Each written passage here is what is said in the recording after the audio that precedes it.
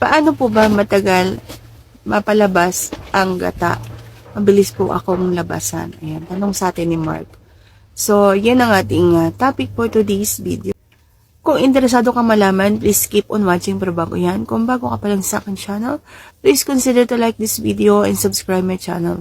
Ang sagot ko is, kapag ka, halimbawa, nandun ka na sa point na malapit ka ng labasan, so bago ka malabasan, hugutin mo.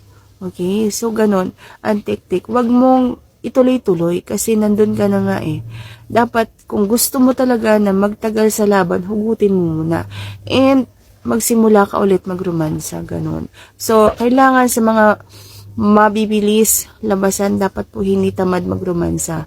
So, daanin nyo sa romansa para mag-i-enjoy pa rin ang inyong partner. Okay? So, kung halimbawa ang problema mo is mabilis kang labasan, hindi dahilan na hindi mo mapapalabas yung partner mo.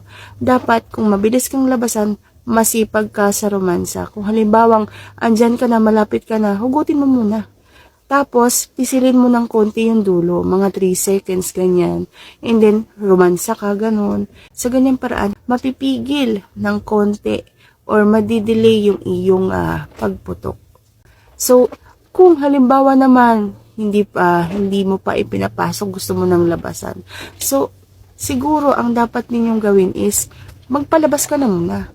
Palabasin mo muna nang nagroromansahan pa kayo. And then, para sa pangalawang pagkakataon, sa pangalawang pasok ninyo, magtatagal na yung laban kasi, ano yan eh, maghihintay pa ng konting panahon para makapagpalabas ka pa ulit ng pangalawa eh. Ganun kasi ang lalaki. Hindi katulad ng babae na kapag nagpalabas yan, maya-maya, pwede yang magpalabas ulit kasi may unlimited ang mga babae. Hindi katulad ng lalaki na kailangan ng time para magpalabas ng another gata.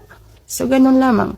Kung halimbawang hindi mo pa rin ma-practice yan, so kailangan, halimbawa mag-isa ka, mag-practice ka sa CR, mag-control ka ng ihi ng pakunti-kunti, okay? So, ilabas mo yung ihi mo, and then, kontrolin mo ng mga 3 seconds, ganyan, and then palabas mo naman para ma-practice. Kung halimbawang yung mga yan magawa mo, so alam ko tatagal ka sa laban. Yung mga may kakulangan, dapat masipag magromansa, okay?